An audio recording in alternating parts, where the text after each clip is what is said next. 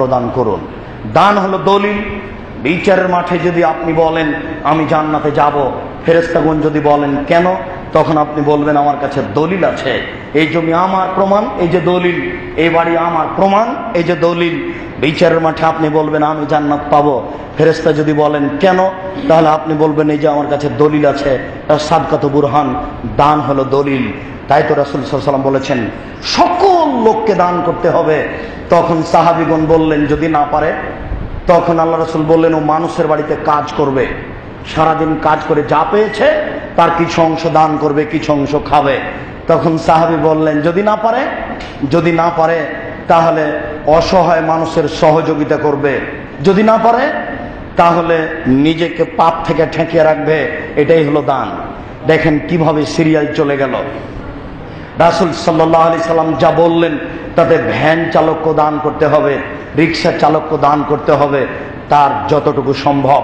তিনি বললেন সুবহানাল্লাহ দান, আলহামদুলিল্লাহ দান, আল্লাহ আকবার দান, লা ইলাহা ইল্লাল্লাহ দান, ভালো কাজের আদেশ দান, মন্দ কাজের নিষেধ দান। বলতে বলতে বলতে বলতে শেষে গিয়ে বলছেন স্ত্রী মিলনও দান।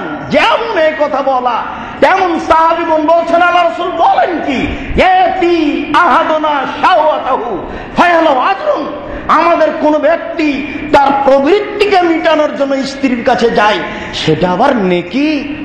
এটা কেমন হলো আল্লাহ রাসূল? তখন আল্লাহ রাসূল বলছেন আর তোমাদের মতামত কি? মানুষ যদি এটা অবৈধভাবে করে তাহলে পাপ হবে না নেকি হবে?